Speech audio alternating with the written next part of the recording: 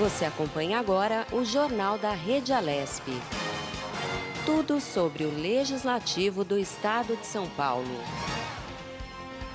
Olá, 17 de março de 2021, quarta-feira, e eu sou Lilian Busato. Juntos vamos conferir muitas informações que o Jornal da Rede Alesp traz para você. Jornal da Rede Alesp. E o Jornal da Rede Alesp traz muitas informações do Parlamento Paulista, do Brasil e do mundo. Primeiramente, vamos falar hoje sobre a Lei 17.343 de 2021, que institui Dezembro Verde. Vamos falar também sobre o Dia do Consumidor e os impactos da pandemia. E outro assunto de relevante interesse é sobre o governo federal, que fecha o acordo de compra das vacinas da Pfizer. E o Jornal da Rede Alesp começa agora. Jornal da Rede Alesp. Hoje vamos falar de muitos assuntos e já teremos entrevista aqui com o deputado Maurici, que vai falar sobre o projeto de lei aprovado pelo governo 17.343. Que institui Dezembro Verde, aprovado em dezembro de 2020. O projeto de lei 17.343 institui a campanha Dezembro Verde aqui no estado de São Paulo, sancionada pelo governador João Dória na última semana. A proposta é criar em São Paulo um movimento de combate aos maus tratos aos animais e também ao abandono, promovendo assim a adoção e posse responsável. E sobre esse assunto vamos conversar agora, direto dos estúdios, com o deputado Maurici, do Partido dos Trabalhadores.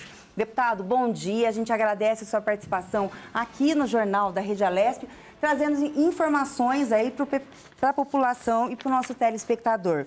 Ô, deputado, a campanha Dezembro Verde, ela se torna agora uma segunda lei sancionada pelo senhor desde que começou agora, aí nesse segundo biênio, no fim segundo biênio da legislatura, né? O senhor poderia falar um pouquinho sobre esse projeto? Bom dia, Lilian. Bom dia a todas as pessoas que nos veem aqui no Jornal da Rede Alesp. Então, a ideia do projeto do Dezembro Verde é criar um mês todo de ações de conscientização contra o abandono e os maus tratos a animais. O Dezembro Verde já existe em alguns estados do Brasil. A ideia é trazer isso para São Paulo. Não é um problema pequeno, Lilian. Para você ter uma ideia, há estimativas de que há mais de 30 milhões de animais abandonados nas cidades brasileiras hoje. Inclusive, eu estava lendo aqui também na pauta do senhor, com a pandemia, o aumento de abandono aumentou quase 70% e ocorre muito mais nas férias. Seria por isso que o senhor intitulou o título Dezembro Verde? Na verdade, é exatamente isso. É dezembro porque é o mês onde, tradicionalmente, o abandono dos animais aumenta. Em geral, por conta das férias, as pessoas, algumas delas viajam e ao viajarem, ao invés de dar um destino ao seu animal, simplesmente os deixam pelas ruas. Sim, e o mês escolhido, né, como o senhor acabou de dizer, não foi por acaso. E o senhor tem a autoria do projeto e também quem teve a participação nesse projeto foi o deputado Alex de Madureira. Como o senhor chegou e como vocês chegaram na finalização do projeto? Bom, é uma parceria, é uma coautoria, mas ela não acontece ao mesmo tempo, Lilian. O deputado Alex Madureira tomou a iniciativa de apresentar o projeto. Mas aqui na casa são 94 deputados. Se você simplesmente protocolar o projeto e deixar ele lá, a tramitação acaba demorando muito e muitas vezes o projeto nem sequer é apreciado no seu mandato. O meu papel foi outro. O meu papel foi destacar esse projeto e acelerar a sua tramitação, assinar como coautor e acelerar a sua tramitação. Então foram papéis diferentes, em momentos diferentes, mas ambos foram muito importantes para que esse projeto virasse uma lei. A gente sabe que a campanha Dezembro Verde ela já existia, né? E agora ela passa a fazer parte, sim, do calendário oficial. Qual que é agora o papel do Legislativo no apoio à causa animal, deputado?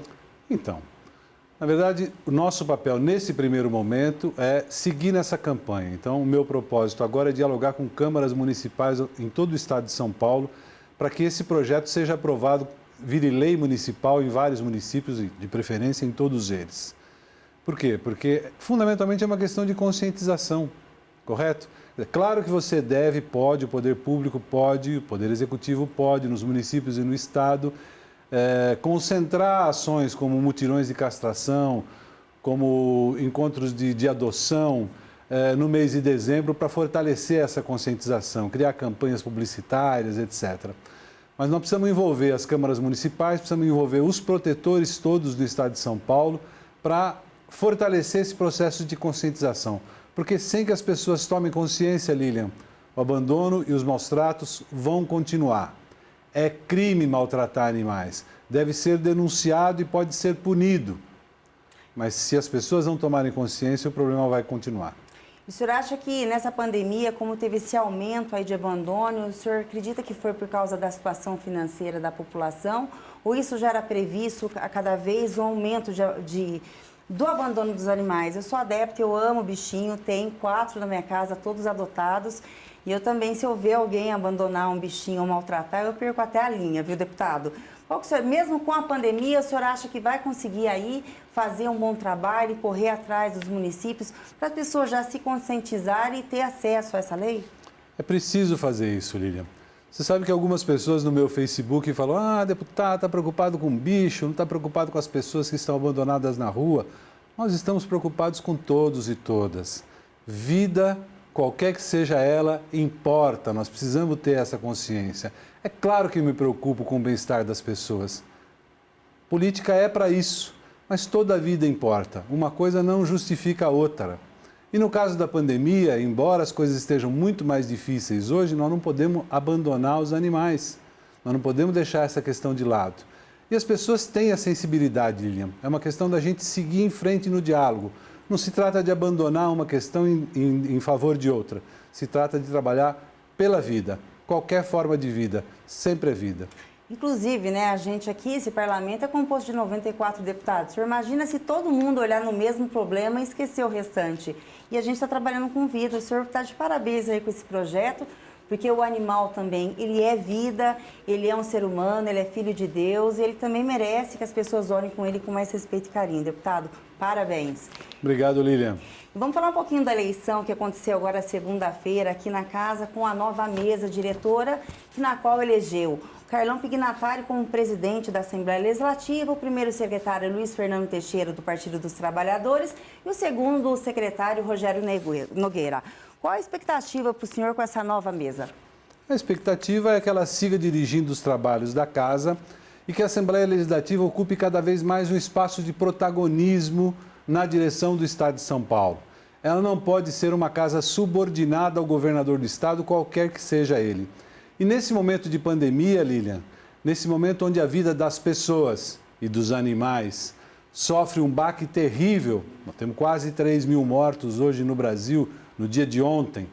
São Paulo hoje, se fosse um país, já seria o 3º país com mais mortes diárias em decorrência da Covid.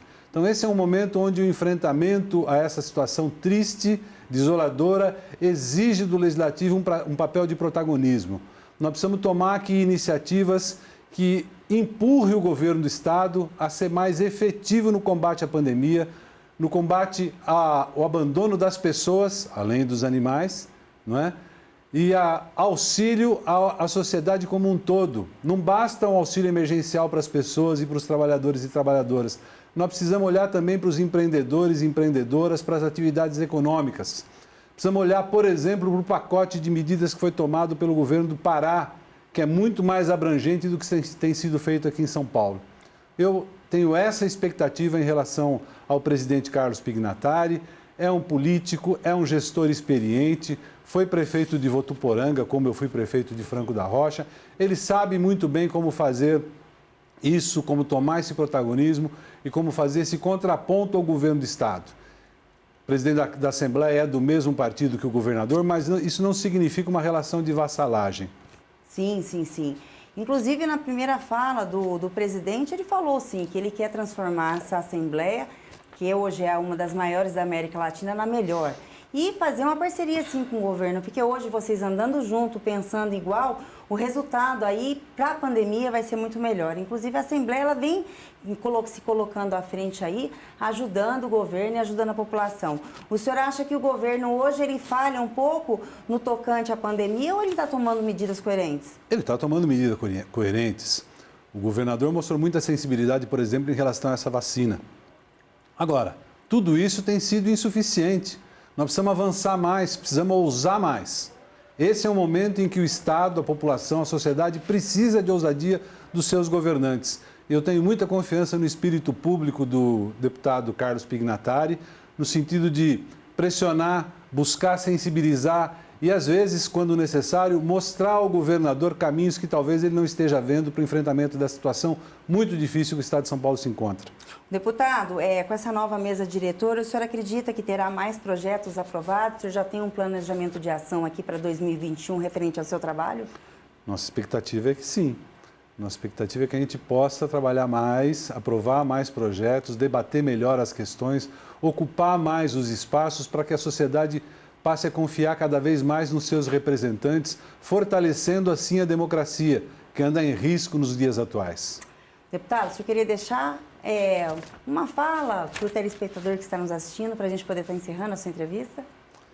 O cidadão, a cidadã paulista, eu quero repetir, toda vida importa, qualquer forma de vida, em qualquer tempo. Vidas são vidas e nós precisamos ter essa consciência. Obrigado, Lilian. Obrigado a todas as pessoas que nos acompanharam. Deputado, muito obrigada aqui pela entrevista e a TV está sempre aberta para o senhor, que é um espaço para os parlamentares estarem vindo aqui e mostrar o trabalho que faz para você que está nos assistindo. Muito obrigada, deputado, e tenha um bom dia. Grande abraço.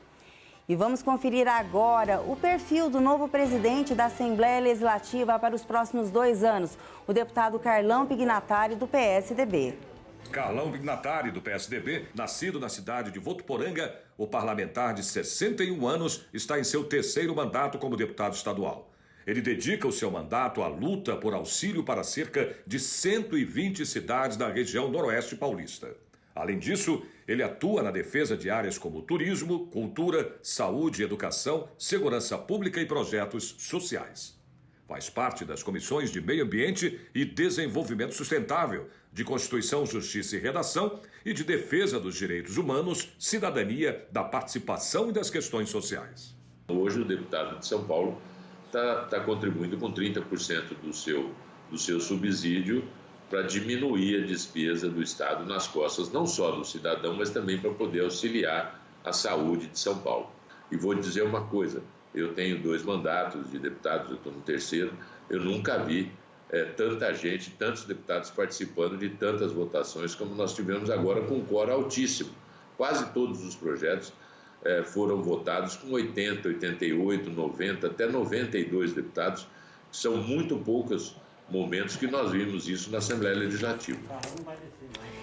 Eleito com 65 votos, o deputado Carlão Pignatari é o novo presidente da Assembleia Legislativa e será responsável para conduzir o Parlamento Paulista nos próximos 2 anos. Carlão Pignatari tem 61 anos, casado, pai de 4 filhos e avô de um neto. Ele é empresário e natural de Votuporanga, cidade do interior de São Paulo, onde já foi eleito prefeito por 2 vezes. Atualmente está no 3º mandato de deputado estadual e nos últimos 2 anos ele ocupou o cargo de líder do governo aqui na Assembleia Legislativa. E ele também é filiado ao PSDB desde 1992. E vamos falar agora sobre a eleição da nova mesa diretora aqui da Assembleia Legislativa. E o assunto agora, vamos conversar com o deputado presidente Carlão Pignatari, do PSDB, eleito com 65 votos, como agora eu acabei de conduzir. Deputado, bom dia, parabéns aí pela nova responsabilidade nos próximos 2 anos aí com essa casa, que é o maior parlamento da América Latina, o senhor estando à frente aí desse parlamento. Na segunda-feira, logo após a sua eleição, deputado, o senhor disse que o alicerce deixado pela gestão do seu antecessor, o deputado Cauê Macris, permitirá iniciar um trabalho de olho no futuro. Qual que é o futuro que o senhor pensa para a Assembleia Legislativa nesse momento tão delicado e mais difícil da pandemia? Bem, Lilian, prazer falar com você e com os amigos aqui da TV Alesp. Acho que um futuro muito mais moderno, muito maior, fazer esse parlamento, que é o maior da América Latina, não só de direito, mas também de fato. Nós temos que fazer algumas discussões em Brasília para melhorar a qualidade dos parlamentos, não só a qualidade dos parlamentares, não, do parlamento. O que é que pode ser feito no parlamento? Qual é a discussão que nós queremos? Alguns exemplos muito claros.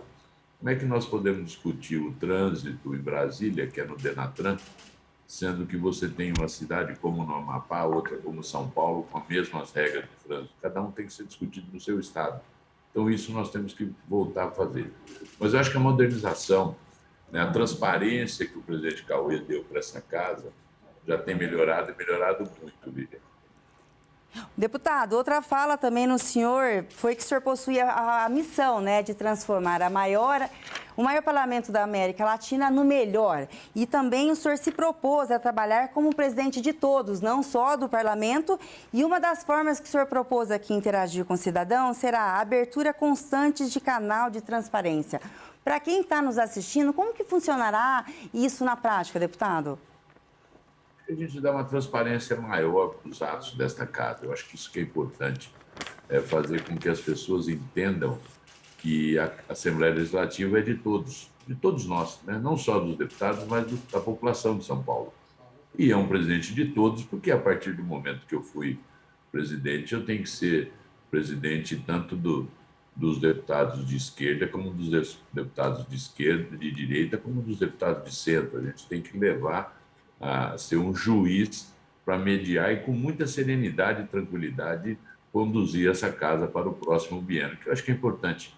Parlamento que pode fazer a diferença em São Paulo, né? Então, acho que isso é importante todos nós conseguimos fazer isso.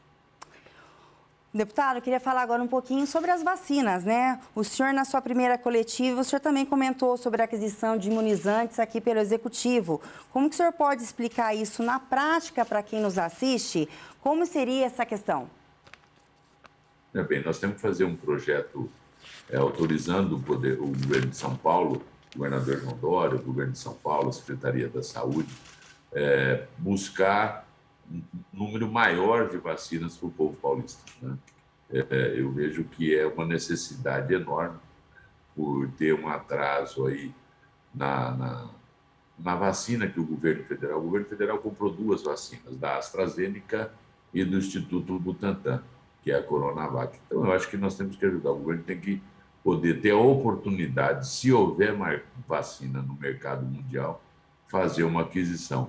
Mesmo que com isso nós vamos concorrer, porque hoje nós temos 6,5 bilhões de pessoas procurando vacina no mundo todo, né? Então, é uma guerra terrível e, na minha opinião, essa pandemia nós só vamos terminar com uma imunização em massa. E o governo de São Paulo quer isso, quer fazer aí até o meio do ano, conseguir comprar de 15 a 20 milhões de doses para poder vacinar essa população de São Paulo em geral, vacinar policiais, vacinar os professores, os agentes penitenciários, as pessoas de 50, 60 anos.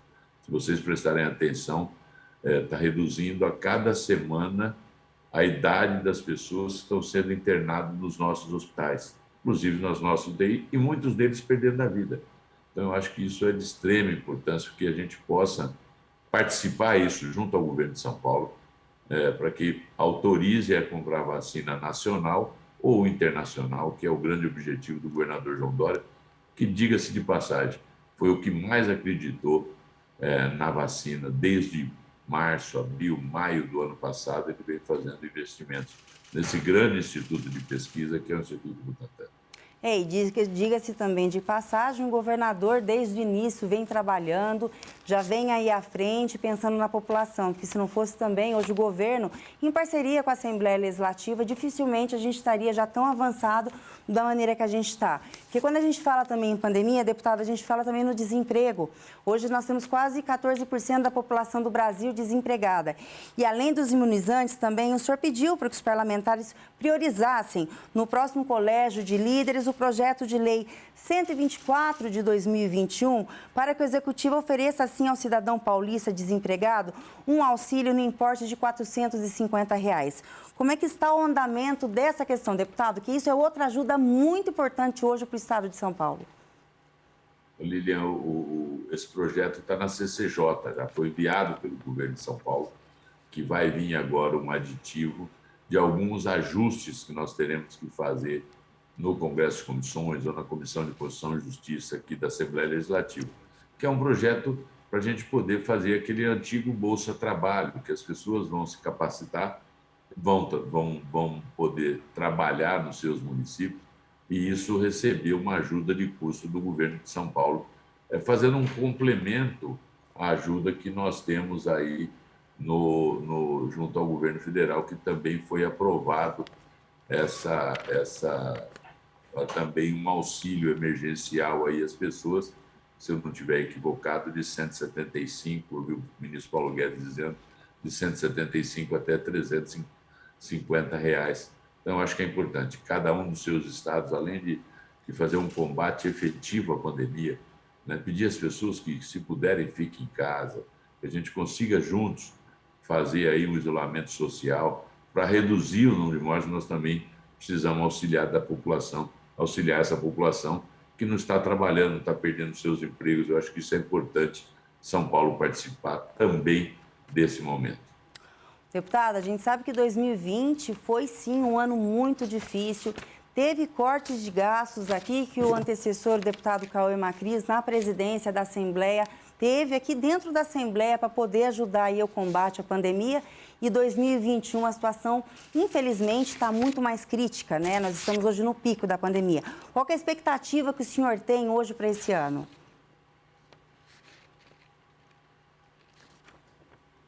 Eu não ouvi o fim da sua pergunta, Lilian.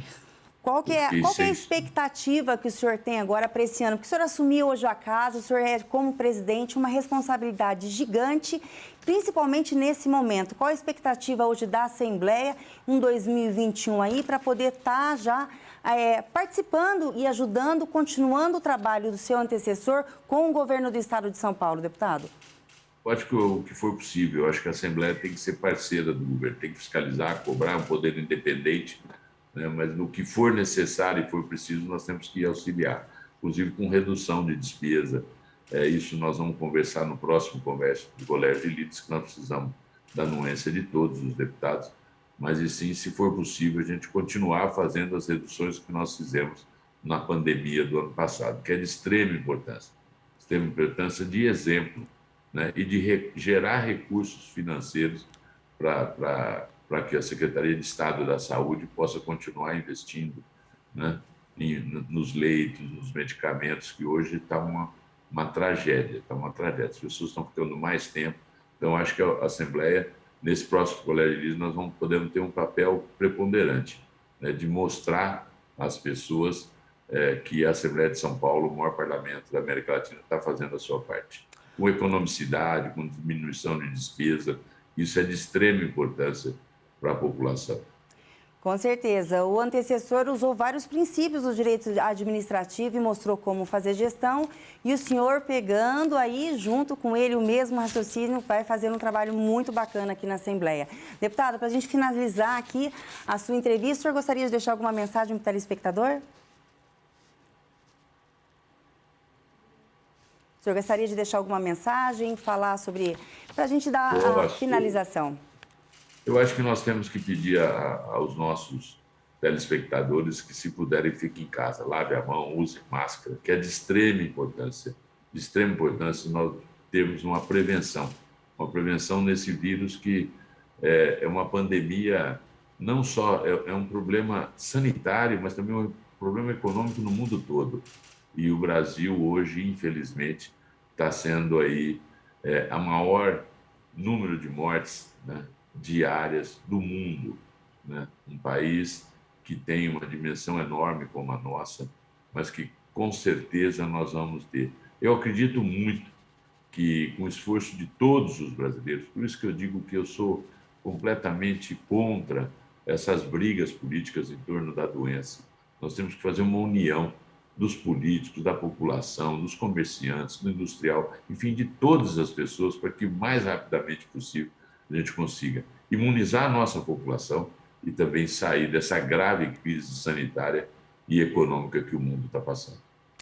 Presidente, a gente agradece a sua participação, que Deus te ilumine aí nessa jornada hoje que tão responsável, que tem tantas responsabilidades, que a população precisa de pessoas como o senhor aí à frente do parlamento para poder estar olhando com bastante atenção e respeito a nós. Muito obrigada, presidente, e tenha um bom dia. Obrigado a todos vocês. Muito obrigado. Obrigado, Lilian, e a todos aí, aos funcionários da nossa rede Alesp de informação.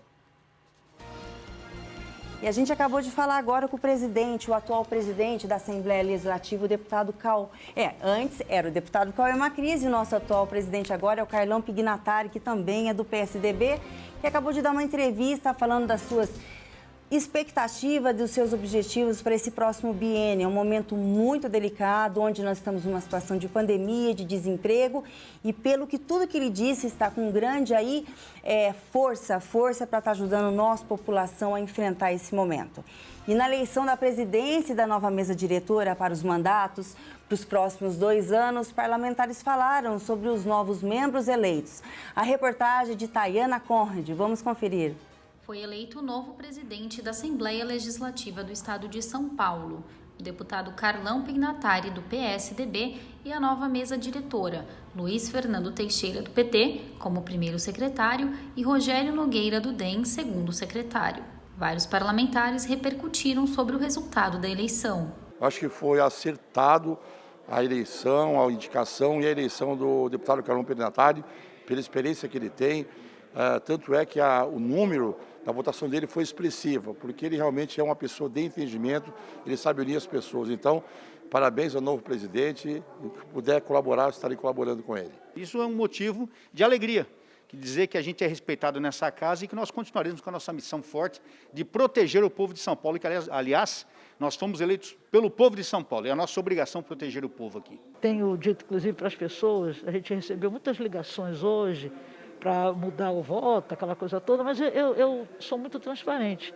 Eu já tinha dado a minha palavra nas pessoas que eu iria votar, e eu parto do seguinte princípio: eu sou uma pessoa do PCdoB, que é a oposição, mas eu nunca procurei pautar os meus votos por causa de sigla partidária. Eu voto nas pessoas e na atitude das pessoas. E os meus projetos de lei foram aprovados por pessoas de vários partidos, né, inclusive da situação. Então, eu procuro ter um comportamento da gente dialogar, da gente poder trocar, da gente discutir as ideias, fazer os debates, mas sem ter raiva. Os deputados comentaram também sobre os trabalhos para o biênio de 2021 a 2023. Gosto muito do deputado Carlão Pignatari, meus parabéns pela eleição, mas para a população de São Paulo saber, nada mudou do que se fazia antes. Infelizmente, não houve as mudanças que nós esperávamos. A gente acreditava muito no Major Meca como presidente e na equipe que ele montou, para que a gente pudesse quebrar um ciclo de mais de 30 anos em que essa história se repete. Bom, como você sabe, a gente faz uma forte oposição ao governo aqui. A minha expectativa não é boa, né? A gente viu que o governo há mais de 20 anos domina essa casa aqui, num acordo entre o PSDB e o PT. Então, infelizmente, o que a gente viu hoje foi a consagração de, mais uma vez, esse conluio aí se tornando vitorioso. A eleição da mesa é um momento importante da Assembleia Legislativa, que é o momento de decidir quem é que vai governar o poder legislativo. As pessoas confundem o governo da casa com o governo do Estado, não tem nada a ver. Os poderes são independentes. O governo do Estado é o poder executivo, e a Assembleia é o poder legislativo, o Judiciário é o poder judiciário. São os 3 poderes independentes. E, nesse momento, eu como líder da bancada do PT e toda a bancada do PT, debatemos e exercemos o direito que tem a bancada do PT, né, conforme é garantido no regimento da proporcionalidade sempre que possível. E agora vamos falar com a repórter Melissa Araújo. Bom dia, Melissa. Você que acompanha sempre as atividades parlamentares, conta pra gente alguns detalhes sobre a eleição que ocorreu aqui na Assembleia no último dia 15 de março, segunda-feira. Tudo bem? Tudo bem, Lilian? Tudo bem por aí? Tudo bem. Conta pra gente aí sobre a eleição que ocorreu aqui na última segunda-feira, né? E a mudança da mesa. Você poderia falar pra gente, por favor? Sim, a mudança da mesa vai trazer novos rumos aí para a Assembleia Legislativa. É um momento muito importante para o Parlamento, porque a partir dessa nova mesa, a gente acabou de ouvir o presidente falando, a partir dessa nova mesa, a gente vai direcionar os projetos que serão pautados aqui dentro do Parlamento. Mas eu queria acrescentar aqui na nossa conversa as comissões. As comissões também vão mudar de presidência. Agora começa um novo biênio nas comissões, serão eleitos novos presidentes ou serão reconduzidos presidentes que já existem, que já estavam nas comissões, e os deputados nas próximas reuniões, nas próximas semanas, vão decidir isso. Então, provavelmente serão convocados os parlamentares membros dessas comissões permanentes da casa e será feita uma nova eleição. É importante dizer que dentro de uma comissão, as vagas, as cadeiras, pertencem aos partidos. Então, se, por exemplo, comissão de educação, o partido quiser modificar ali os deputados que são membros daquela comissão, trocar de alguma forma, ele pode, nesse momento, dar troca de biênio. E aí é conduzido à presidência, nesse colegiado, né, de mais ou menos 9 deputados, é conduzido à presidência um dos parlamentares que vai pautar os trabalhos pelos próximos 2 anos. Isso tem uma importância muito grande. A gente tem, por exemplo, a Comissão de Saúde, que nesse momento é essencial, a Comissão de Educação, que tem um debate muito forte com relação à volta ou não das aulas. Enfim, as comissões têm um papel fundamental, tanto para a tramitação dos projetos, quanto para ouvir os secretários, quanto também para debater assuntos que são de extrema relevância no momento que a gente está vivendo, né? Como é o caso da saúde. Né? Então, por exemplo, a Comissão de Saúde é presidida pela deputada Analice Fernandes. Eu conversei com ela na segunda-feira e ela está na expectativa de ser reconduzida ao cargo de presidente. A deputada Analice é enfermeira, infectologista, então esse papel é muito importante aí para a comissão mesmo. Há um detalhe bem importante que nessa condução dos trabalhos aí para a eleição de um novo presidente, quem vai conduzir a essa nova votação é o presidente que estava anteriormente ou o vice. Caso não tenha nenhum desses dois, esteja impedido, quem vai presidir a sessão para escolher um novo presidente é o deputado mais velho. Então, essa é a regra que está no regimento da casa. Você falou que tem uma pergunta, Lilian? Pode falar. Eu tenho uma pergunta. Você tem acesso e dados aí do resultado final da eleição da segunda-feira, Melissa? Eu tenho. Deixa eu checar aqui para você.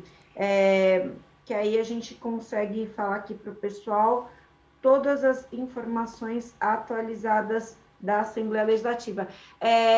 Como eu já falei anteriormente, como a gente sabe, o presidente foi o deputado Carlão Pinhatari, ele foi eleito com 65 votos, o primeiro secretário é o deputado Luiz Fernando do PT, e o segundo secretário é o deputado Rogério Nogueira, do Democratas. O meu tempo acabou, mas se der tempo eu venho para contar mais sobre esses resultados finais da mesa, e aí a gente pode falar um pouco mais sobre como vai ficar os rumos da Assembleia Legislativa aí pelos próximos 2 anos. É um momento importante não só para o Parlamento, como para o Estado, para definir aí as pautas que serão votadas, né? É isso, Lilian. Se der tempo, eu volto ainda hoje. Ok, Melissa, obrigada. Espero aí mais um bate-papo já com a Melissa Araújo, que vai trazer mais informações aí sobre as eleições que ocorreram aí no dia 15 de março. E o deputado Carlão Obrigada, Melissa. Bom dia. E o deputado Carlão Pinhatari, voltando a falar sobre ele é natural de Votuporanga, interior do estado paulista, eleito como presidente da Assembleia. Ele sucede o deputado estadual Cauê Macris, responsável por uma gestão marcada por eficiência e significativas mudanças aqui no Parlamento Paulista. Pouco depois das 3h30 da tarde do dia 15 de março de 2021, o deputado estadual Cauê Macris, do PSDB, ainda no comando do Parlamento Paulista, fez o anúncio que marcou a transição de sua gestão para o novo presidente da Assembleia Legislativa de São Paulo, o deputado Carlão Pignatari, também do PSDB. Encerrado o processo de votação do novo presidente da Assembleia, registramos 65 votos para o deputado Carlão Pignatari, 5 votos para o deputado Sérgio Vitor, 16 votos para o deputado Major Meca e 4 votos para o deputado Carlos Gianazzi. Portanto, declaro eleito o deputado Carlão Pignatari para exercer a presidência da Assembleia Legislativa do Estado de São Paulo, biênio 2021-2023. Neste momento, convido o senhor deputado presidente da Assembleia Legislativa, Carlão Pignatari, para que assuma o posto e comande as demais votações. Em seguida, o deputado Carlão Pignatari, presidente eleito para o segundo biênio da 19ª legislatura, fez suas considerações iniciais no comando da mesa diretora da Casa.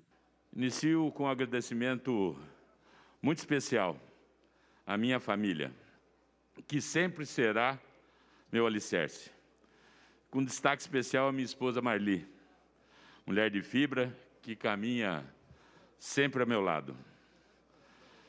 Agradecimento especial a você, do Noroeste Paulista, que acompanha passo a passo a minha trajetória política, desde quando prefeito de Votuporanga, minha querida cidade. Agradeço ao governo de São Paulo, ao governador João Dória, seu vice Rodrigo Garcia, e em nome deles, de todo o governo de São Paulo, pelo trabalho conjunto ao longo de 2 anos na liderança de governo. Essa presidência é certamente resultado do trabalho sério que tive como líder de governo, a mim confiado por esses grandes homens públicos. Aquele que reconhece em sua origem e trajetória, prioriza o sentimento mais nobre, a gratidão. É uma honra ser como você que nos assiste, antes de tudo, um cidadão paulista, e ter sido escolhido por tantos colegas para presidir a Assembleia Legislativa do Estado de São Paulo. Aceito com muito orgulho esta missão que me foi dada, nesse momento histórico e, infelizmente, dramático para o mundo, em que a liderança tem seu papel reforçado no enfrentamento ao maior desafio dos nossos tempos, que é a pandemia. Refletindo na maior crise sanitária e econômica mundial. A defesa da vida não permite divisão. Atenção, esta é a primeira mensagem dessa presidência. É chegada a hora de união de todos nós, do equilíbrio, da firmeza na tomada de decisões, para que vidas sejam salvas. Reafirmo aqui o meu compromisso de não medir esforços para oferecer a essa casa um mandato à altura do padrão de excelência que ela merece. Honrando um cargo que já foi ocupado por figuras tão ilustres que ajudaram com o seu trabalho a engrandecer o nome da Assembleia Legislativa do Estado de São Paulo. O deputado estadual Cauê Macris deixa para o seu sucessor, o deputado Carlão Pignatari, um legado de austeridade fiscal, eficiência e modernização em um período de pandemia de Covid-19 e inúmeras medidas para amenizar os impactos em toda a sociedade. À frente da Lesp, nos últimos 4 anos, o deputado Cauê Macris nasceu em Americana, em 1983. Foi vereador em sua cidade natal e chegou bem jovem ao cargo máximo da Lesp, apenas com 33 anos de idade, para o biênio 2017-2019. Na sequência, o parlamentar assumiu o segundo biênio da presidência da Lesp e implantou uma série de transformações tecnológicas e modernidades para facilitar a vida do cidadão paulista e dos deputados estaduais. Em sua gestão, Cauê Macris também reduziu consideravelmente os gastos do Parlamento Paulista e devolveu boa parte do orçamento aos cofres públicos de São Paulo.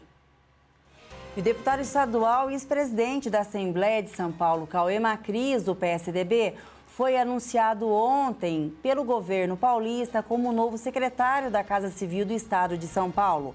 A nomeação de Cauê Macris foi publicada na edição de terça-feira, 16 de março, no Diário Oficial. E segundo também o governador João Dória, Cauê une capacidade de realização, conhecimento e entusiasmo na gestão pública.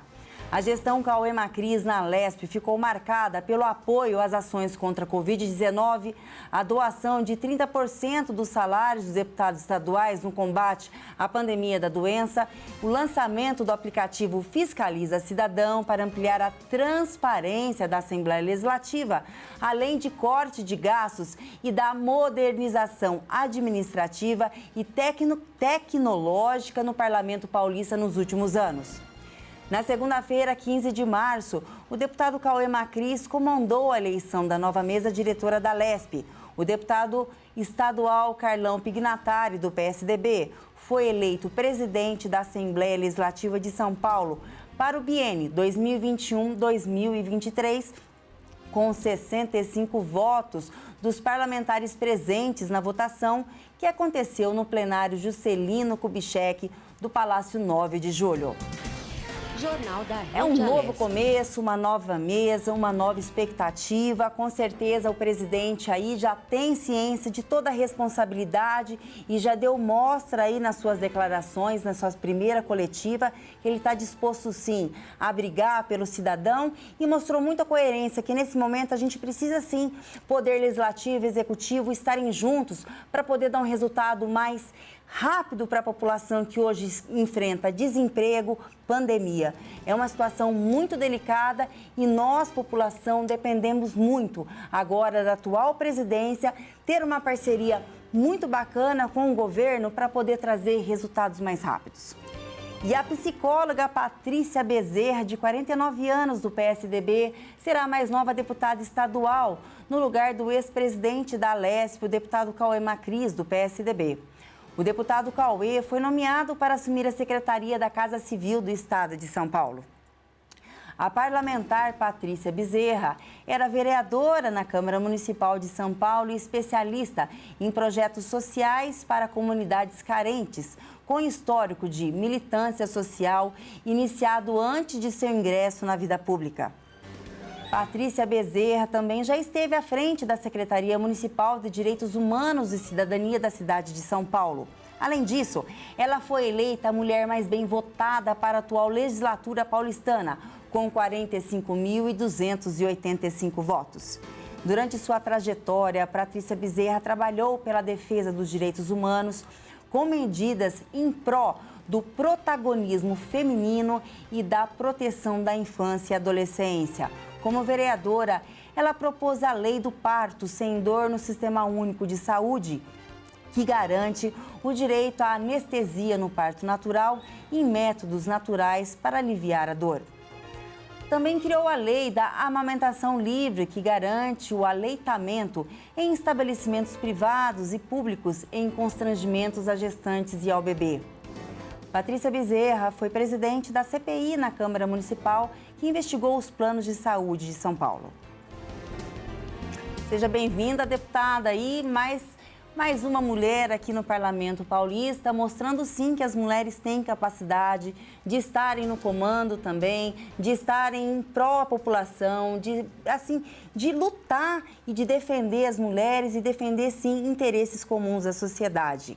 Agora a gente vai a mais uma entrevista. Vamos falar sobre o Dia do Consumidor e os impactos da pandemia. São 30 anos de existência do Código do Consumidor, o CDC, que é considerada uma das legislações mais avançadas do mundo.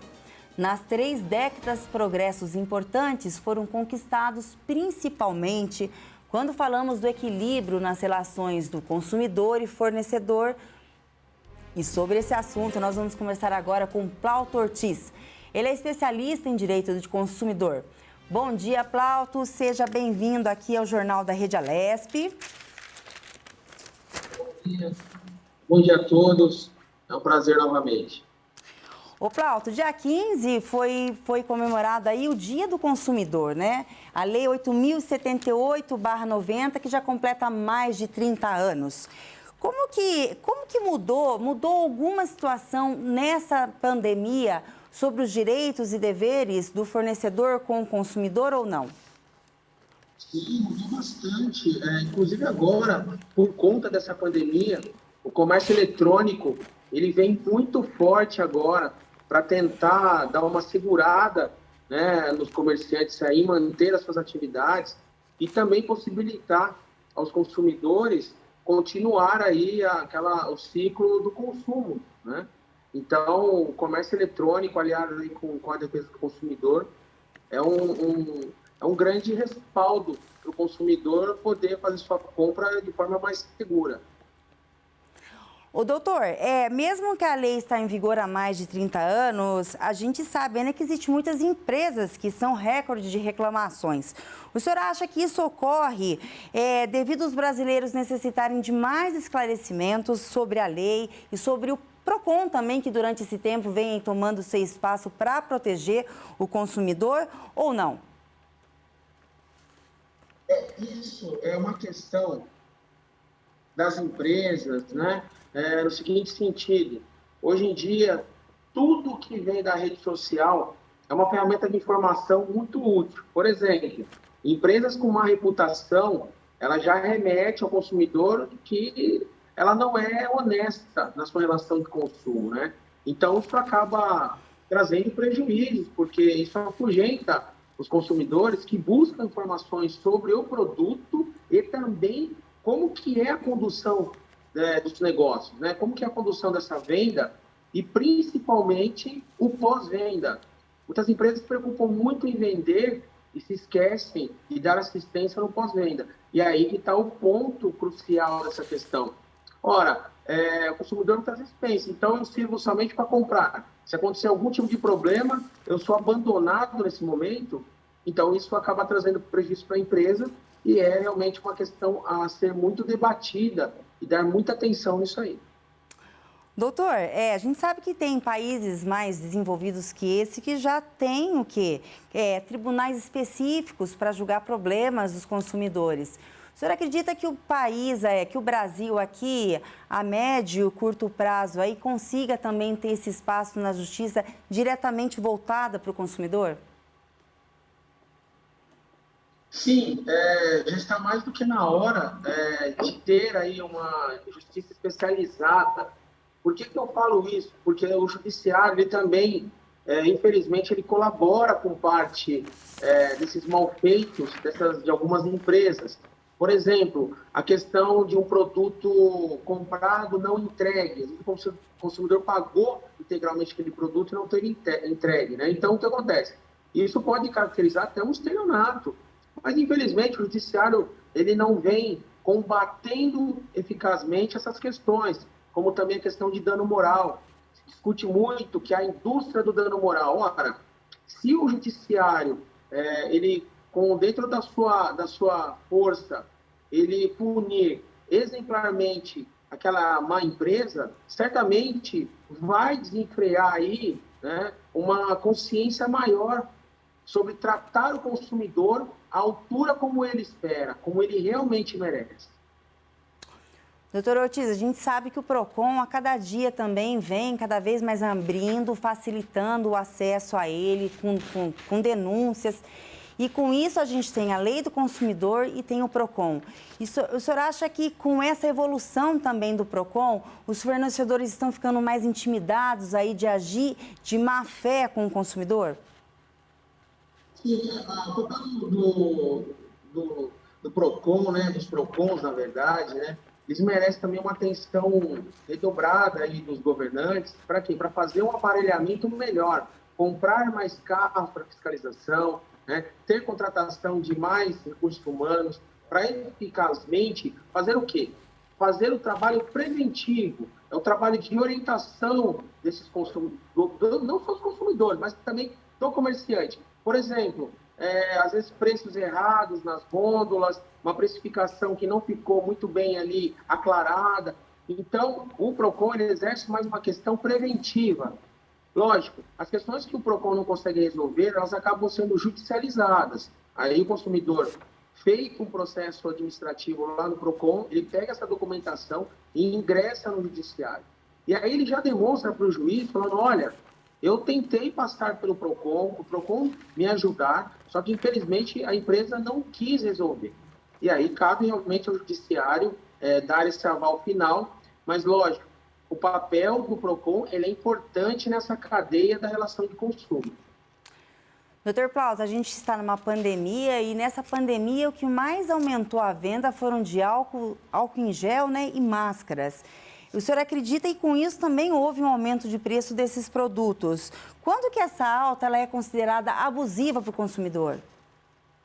Sim, cada consumidor vem pela média de preços, né? Por isso a internet é uma ferramenta muito importante nisso. Né? Por mais que seja feita a compra em loja física, por exemplo, numa farmácia, ou às vezes alguma loja especializada, ele tem já uma noção da média de preços ali. Então, havendo esse abuso, é muito importante fazer a denúncia no PROCON, porque a empresa ela pode ser atuada por abuso de poder econômico. Então, é somente com essa ação do consumidor que a gente vai cometer essas altas absurdas, não somente no álcool gel, mas até no gênero alimentício também, de combustível. Então, essa é a importância de nos unirmos da maneira que o PROCON possa agir através das suas ações para que defenda a coletividade e combata o mau comerciante. Doutor Plauto, a gente sabe que durante essa pandemia, e ela veio realmente para ficar, as compras virtuais cresceram assim drasticamente. E com isso também cresceram reclamações. A lei do consumidor, que ela tem mais de 30 anos, ela consegue ainda garantir os direitos de quem compra pela internet, pela essa maneira virtual, ou ainda ela não está atualizada para esses meios? Sim, sem dúvida. É um dos grandes avanços, inclusive com o Marco Civil da Internet também, veio para reforçar esse comércio eletrônico.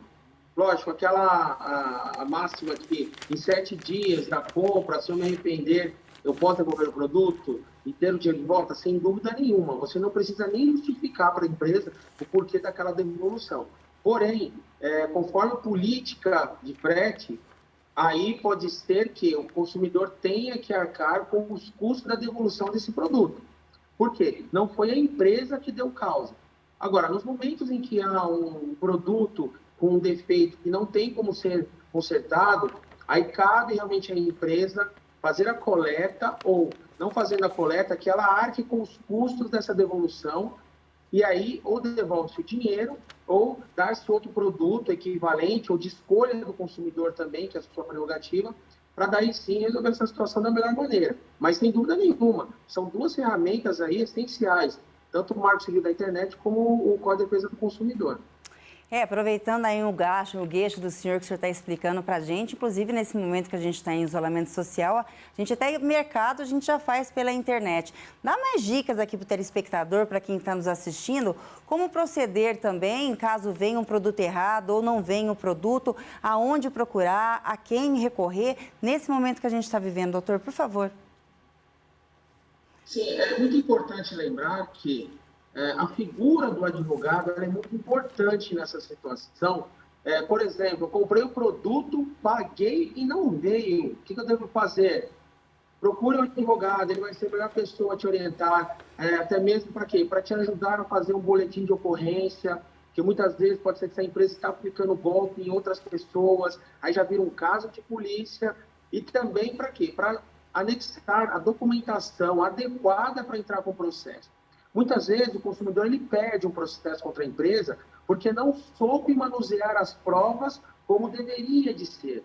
E isso é um conhecimento técnico que só compete ao advogado. É ele que vai ser a pessoa hábil ao quê? Fazer os pedidos adequados ao juiz, a forma como esses pedidos vão ser feitos e também essa produção de provas, pois não basta, às vezes, um boletim de ocorrência. Ele não é suficiente, não é a prova plena que aconteceu um ilícito, que aconteceu, na verdade, uma fraude com os consumidores.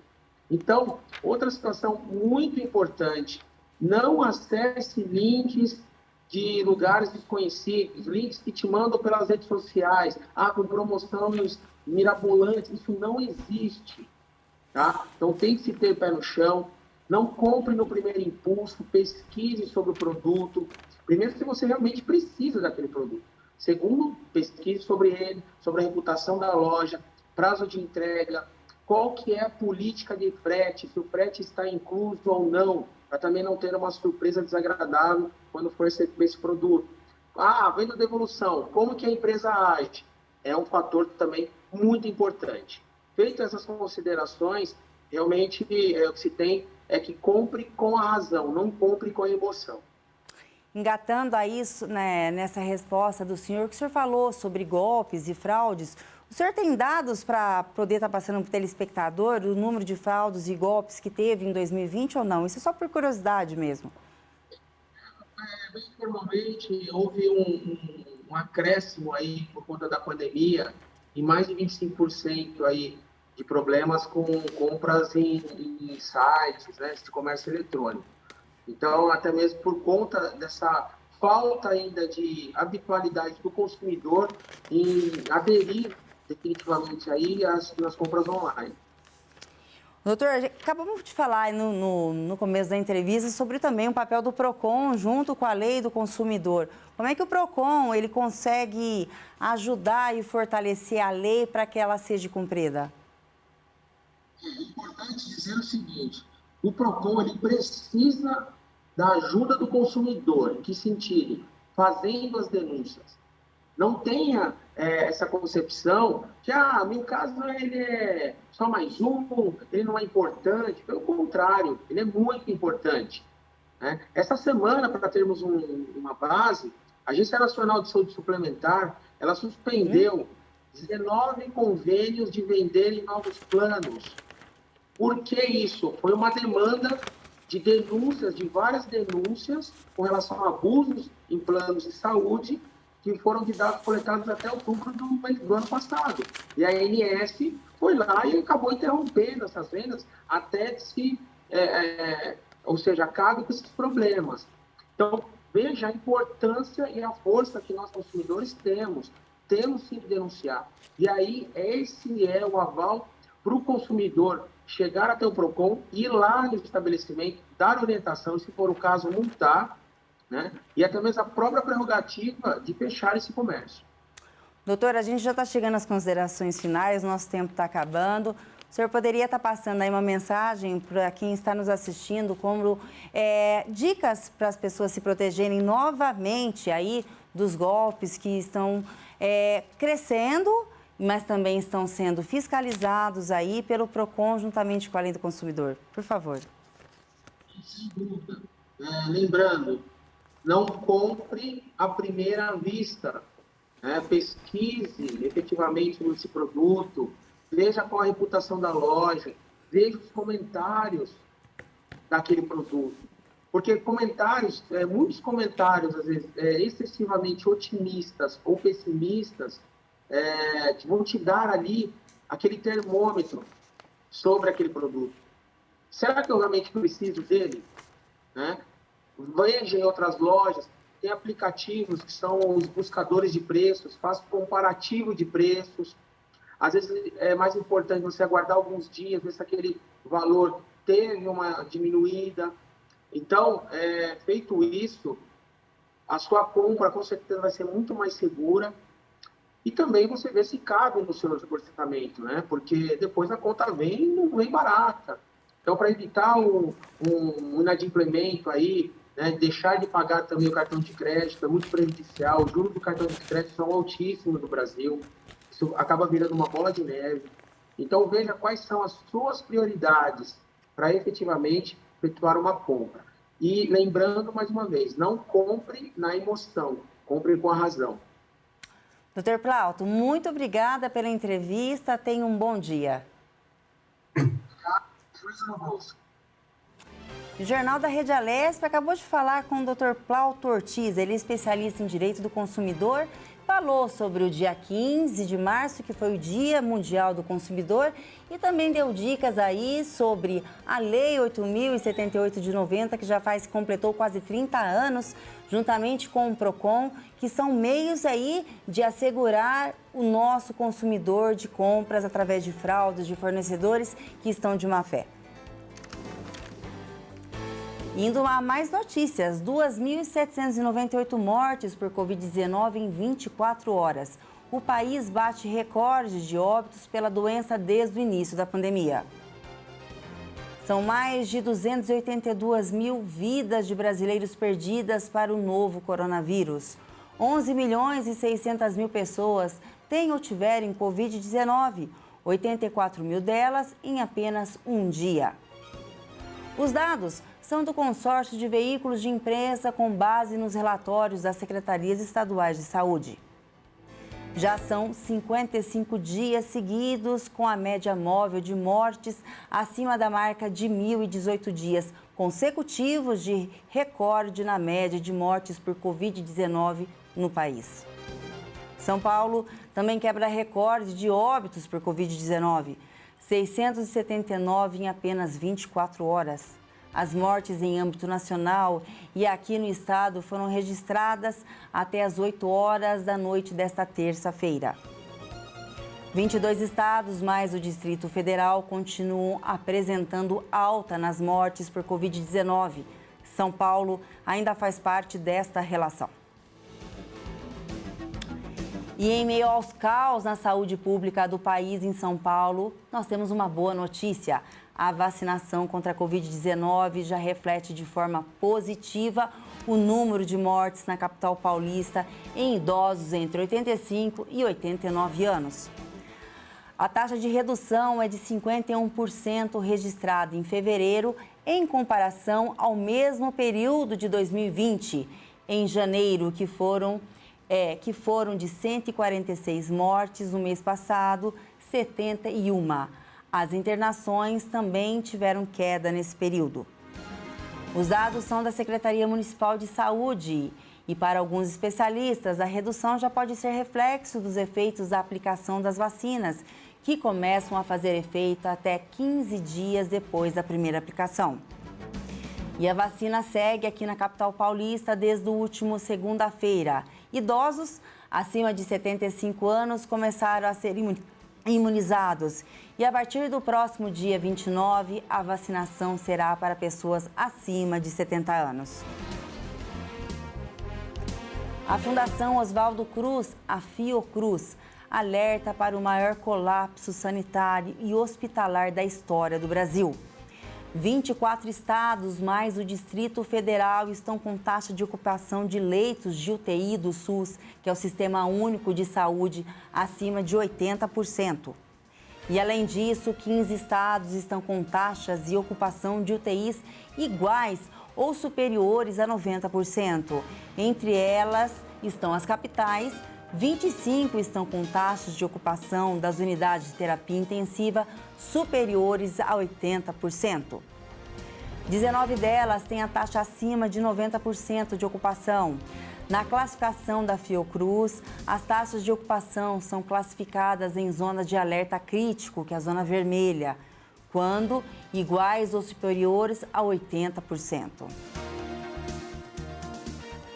E vamos a mais uma entrevista. Vamos falar dos impactos da inflação no país.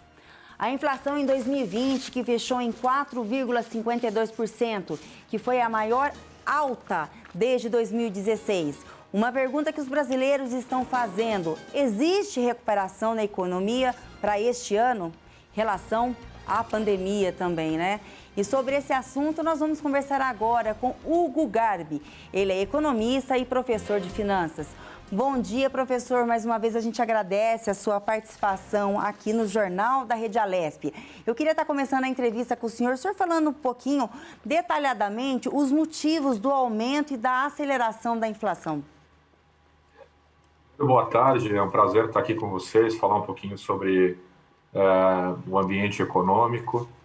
Olha, em termos de inflação, em 2020, houve duas variáveis importantes que contribuíram de forma significativa para o aumento da inflação.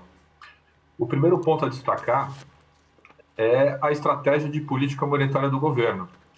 Então, o governo ele teve uma estratégia de política monetária para reduzir de forma sistemática as taxas de juros ao longo do tempo.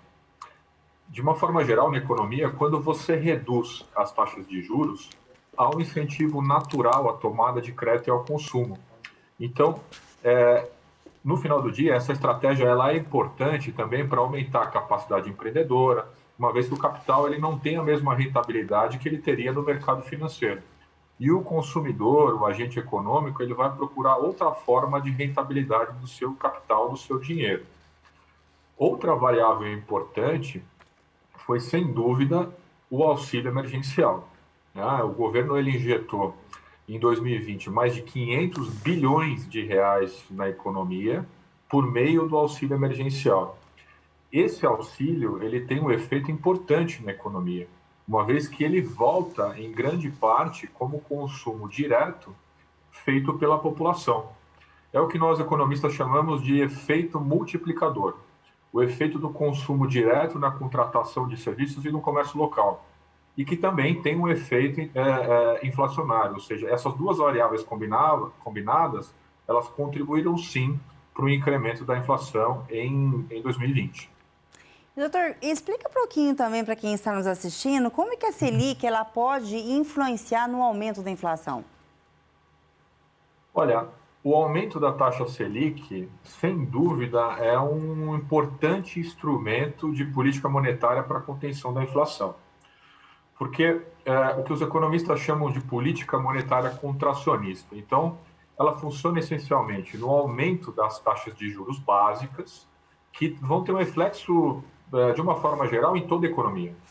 Quando o consumidor for parcelar um automóvel, um eletrodoméstico, ou até pegar um empréstimo no banco, com as taxas de juros mais altas, o governo ele desincentiva o consumo.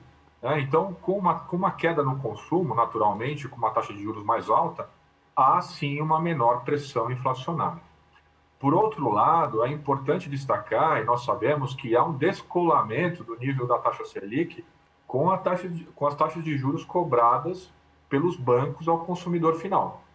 Então, esse remédio, entre aspas, de aumentar a taxa Selic, ele teoricamente não teria um efeito imediato no consumo e na inflação. Ao longo do tempo, sim, nós sentiríamos uma redução da inflação conforme o Banco Central e o governo federal aumenta as taxas de juros como um todo. O senhor falando em governo federal agora, qual que é o posicionamento do senhor em relação às atitudes que o governo federal vem tomando em relação à pandemia e juntamente com a economia para poder estar se sustentando? Qual que seria a posição do senhor referente à postura hoje do governo no geral da nossa economia? Doutor? Olha, o governo federal, assim como grande parte das economias do mundo, ele se posicionou no início do governo como um liberalista. Então, o liberalista econômico, ele geralmente não intervém de forma profunda na economia. Ele deixa as entidades econômicas se autorregularem. Mas num momento como esse, com uma pandemia e uma crise econômica mundial, o governo ele agiu, no meu ponto de vista, de forma correta ao injetar mais de 500 bilhões de reais na economia, ajudando a população da forma como o nosso orçamento, o orçamento brasileiro, permitiu. Então, em termos econômicos, o governo brasileiro ele não tinha muito mais o que fazer. Então, ele ajudou na medida do possível, de acordo com o orçamento que nós tínhamos, a população. Houve também uma extensão do auxílio emergencial para mitigar os efeitos nefastos da crise que nós estamos vivendo. Doutor, a gente sabe que um dos principais destaques de aumento aí em 2020 foi o aumento dos produtos da cesta básica. O senhor acha que as famílias mais vulneráveis, elas podem esperar ainda esse ano uma baixa de novo do preço dos produtos da cesta básica ou não? Olha, quando a gente fala de inflação, é difícil você ter uma retração de preços. Então, se você tem um aumento da cesta básica, é difícil que os supermercados, o varejo, por exemplo, diminua esse preço. A gente sabe que isso é muito difícil de acontecer. O que pode acontecer com a retomada da economia, e o que geralmente acontece, é um aumento do poder de compra do consumidor. Então, com a retomada da economia, a gente sabe que a estimativa do PIB para esse ano é de 3,21% de crescimento. A gente hoje tem uma perspectiva boa com o andamento da vacinação, ou seja, o governo federal fazendo a parte dele em termos de vacinação, a gente tem uma perspectiva boa. Isso leva um incremento da renda da população, emprego-renda, e também equilibra o poder de compra do consumidor. Então, resumindo, é muito difícil que o preço caia, mas é natural que o poder de compra do consumidor, com a elevação do poder de renda e de consumo, aconteça ao longo do tempo. A gente sabe que a pandemia, doutora, ela é considerada a maior crise econômica hoje já registrada no país. E com isso, quanto tempo que o senhor acha que o Brasil ele poderá ter chance de voltar a crescer? Existe essa possibilidade para iniciar esse ano, em 2022, ou a longo prazo aí para poder respirar de novo e conseguir tampar o surto, o rombo econômico que a pandemia vem causando? Olha, em toda economia, depois de uma grande crise, gera-se sim um ciclo, né, de demanda. Isso é natural em toda economia. Então, é o que a gente chama de demanda reprimida em termos de consumo. São aqueles bens que nós deixamos, as famílias deixam de comprar ou esperam a crise passar para adquiri-los. Os investimentos que as empresas também esperam fazer depois que a crise passar. Então, com o bom andamento do processo de vacinação no Brasil e a retomada gradual da economia, a expectativa é que nós tenhamos, sim, uma criação de novos postos de trabalho, um aumento importante no consumo e na indústria, o que nos dá uma perspectiva muito boa de crescimento para a economia brasileira. Em 2021, nós temos um crescimento esperado de 3,21%, mais uma recuperação do momento que nós tivemos difícil em termos econômicos o ano passado, mas é importante salientar que a vantagem do Brasil comparativamente aos países da América Latina é que nós somos um país continental, com 200 milhões de habitantes e setores bem consolidados na economia, como do agronegócio, dos serviços. Nós temos uma boa capacidade de recuperação econômica. Agora, é importante destacar, salientar que essa previsão, ela é uma variável que depende da consistência e do planejamento do governo no processo de vacinação e no planejamento também do processo de reabertura da economia como um todo. Quando a gente fala em governo federal, a gente sabe, em outros veículos de comunicação, que está tendo muita incoerência de decisões de governos estaduais com o governo federal. Isso atrapalha o crescimento também da economia e acelera a inflação ou não, doutor? Olha, falando um pouco das decisões locais, é natural que, se a gente considerar só a variável econômica, né, quando você tem comércio fechado, quando você tem pessoas que não têm condição de gerar renda e de trabalho, isso tem um impacto, sim, econômico profundo. Né? Então, esse desalinhamento do governo federal com os estados, o ideal seria uma convergência e um ponto de equilíbrio entre economia e saúde. Né? Nós sabemos que nós vivemos uma pandemia, um momento crítico em termos de saúde, com a perda de muitas vidas. A gente não tem como desconsiderar esse momento, todos os cuidados que nós devemos ter, né? Mas é importante, sim, ouvir o Ministério da Economia, ouvir o planejamento econômico do governo federal e ter, no mínimo, um diálogo para que a economia não se prejudique ainda mais. Quando a gente fala em auxílio emergencial, que a população teve até no mês de dezembro, que deu um arranque aí na economia, depois foi o corte, o governo federal ainda, a senhora acha que ele possui fôlego orçamentário para continuar aí concedendo esse auxílio emergencial? E o auxílio emergencial também ajuda com uma aceleração da economia, doutor? Sim ou não? Olha, o auxílio emergencial, sim, auxilia muito a condução da economia, tá? O governo, ele já está no limite em termos de orçamento para ajuda do auxílio emergencial. Olha, nós estamos falando de 500 bilhões de reais.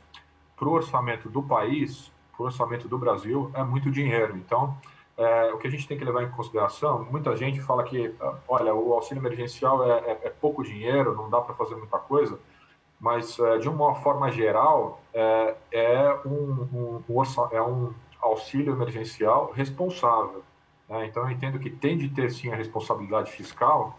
Não dá para a gente ajudar agora o país e depois de 2 anos quebrar o país porque você não tem capital, você não tem dinheiro suficiente para pagar os seus compromissos. Então, de novo, acho que o equilíbrio é a palavra-chave hoje em termos de economia. E o Jornal da Rede Alesp falou agora com Hugo Garbi. Ele é economista e professor de finanças e deu uma geral aí sobre os impactos da inflação no país e falou também sobre a nossa economia em geral. A gente agradece sua participação, doutor, até um próximo encontro aqui. Muito obrigado pelas informações. Tenha um bom dia. Eu que agradeço. Uma boa tarde para vocês. Muito obrigado. Boa tarde, é isso. A gente começa aqui, a gente não sabe basicamente dos horários, acaba se perdendo um pouco. Agora, nesse momento, é 12:07. Está na hora da gente falar sobre o que é destaque no nosso o Diário Oficial desta quarta-feira. A edição de hoje tem uma reportagem sobre a sanção da lei que declara como patrimônio cultural e material do Estado a Feira de Artes e Artesanato de Embu das Artes. Sancionada pelo governador João Dória, a proposta apresentada pelos deputados Maurici e Leci Brandão foi votada pelo plenário da Alesp em fevereiro. Com a conquista desse título, que é um desejo antigo dos moradores de Embu das Artes, artistas e lideranças da cidade, as produções artísticas, as comidas e os costumes da feira poderão ser reservados para as próximas gerações. E os detalhes completos da reportagem você confere também acessando o nosso portal da Alesp, www.al.sp.gov.br e clica lá na aba Comunicação. Lá você vai ver todas as notícias, todos os serviços dos parlamentares, inclusive o Diário Oficial, que é publicado diariamente no portal. E vamos agora a um rápido intervalo, não saia daí, retornamos já já. Voltamos em instantes com muitas informações para você.